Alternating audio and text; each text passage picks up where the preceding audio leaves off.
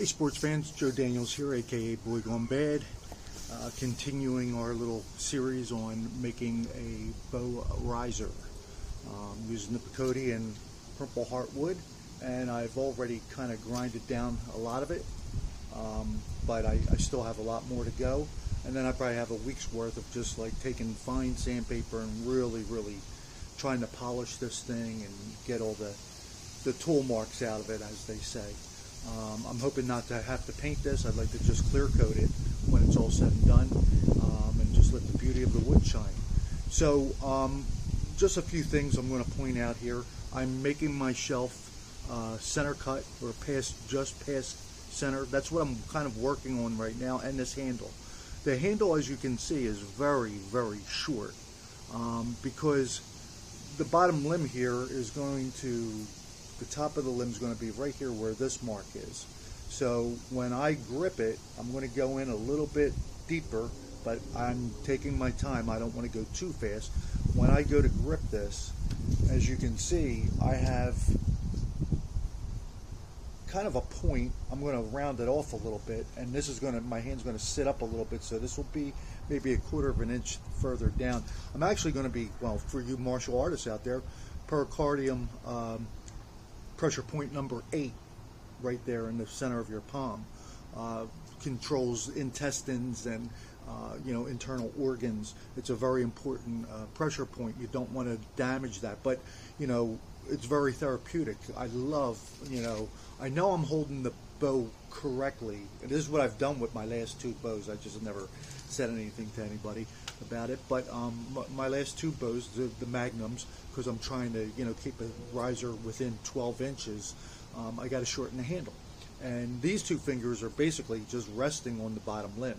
These 2 fingers are kind of wrapping. You don't want to put too much, you don't grip the the bow like you're trying to strangle somebody, but it's kind of therapeutic, and I know I have the grip perfect if I feel that pressure point. You can feel it. I mean, if you're a martial artist, hopefully you're being taught pressure points. It's very important. Like if you want to disarm somebody, you have the heart and lung meridians running up and down the arms. Again, those things are very important to know. Triple warmer, do you know where that is? Do you know where gallbladder 6 or 7? And you have these knockout points that are very easy to knock somebody out if you know how to hit them. So you don't have to be a big muscle head. You don't have to be strong. All you have to do is be quick and have some knowledge. But I'm not going to go into a martial arts thing, but I progressed up to 4th degree in American Chinese Kempo Karate, and in the Parker system I went up to 2nd degree black belt, and then my joints got bad and I just dropped out of that. I know enough that I'm not worried about getting jumped, put it to you that way. Anyway, back to the bow. So I'm just whittling that down, and again I'm using a grinder. So real quickly I'll just do a little bit here for you.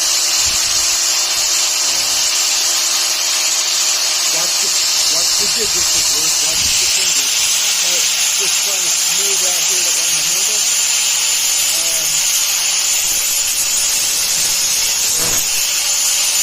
I want that grip to go in deep. So I'm kind of shaping the throat under here. Real easy. It's harder to average than to take it off, so you don't want to take it off too quickly. You want to be gentle with it. And you get rid of your tool mark.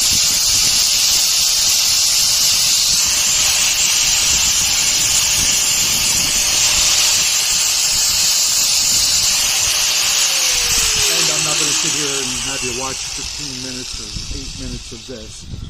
Just want to show you where we're at in this 4th video in the series of making our Super Mag riser. So tune in there. Well, hang in there. It won't be real quick, but I will be showing you some more. I'll add a little bit more on here. I'll probably drill the holes in here to set the limbs and let you know how we're making out. So there's where we're at right now, and I'm going to work on this for probably another 45 minutes and take off the big stuff. All right.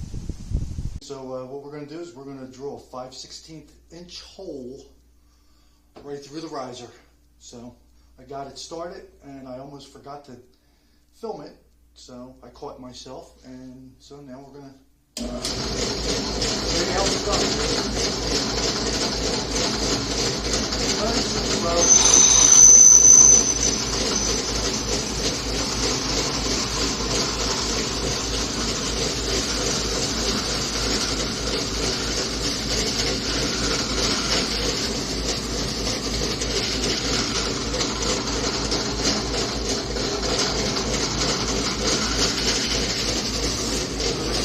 The way through.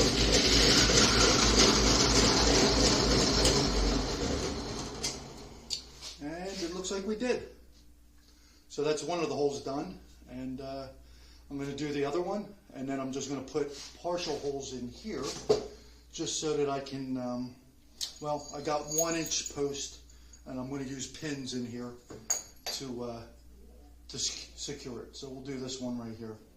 We'll go down here. I'll have to cut off the head of the nut, of course, or I might just bore it out a little bit wider so that I can glue the nut right in there. So.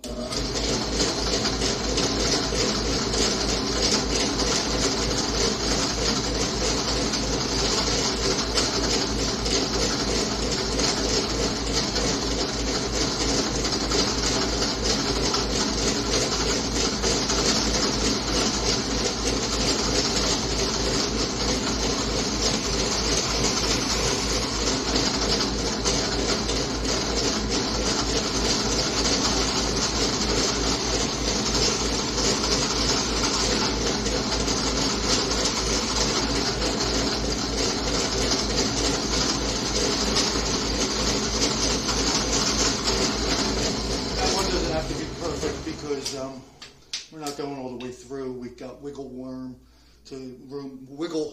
not wriggle worm, wiggle room. Boy, thank God I don't drink anymore.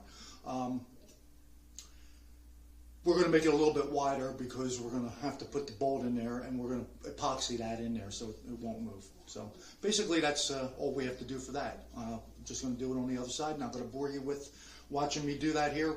It's just a drill press. That's all it is. Anyway, thanks for watching, and God bless.